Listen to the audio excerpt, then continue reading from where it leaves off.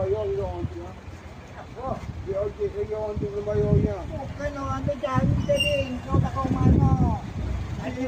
Yang orang ojek ni duit dengan bapak tu kata tu. 3 orang gang kata tu. Awak pergilah. Bapak tu bayar orang kata tu. Iya, dia percaya orang sini tak ada deh. Titip apa? Tak bisa titip. Orang tak ada nak dititip lagi. Siapa nak titip? Kau tu tak mana pergi. Kau duit dulu. Bawa kau. Dia bapak tu cakap mengaku duit di belakang tu akan titip pindah ni dia.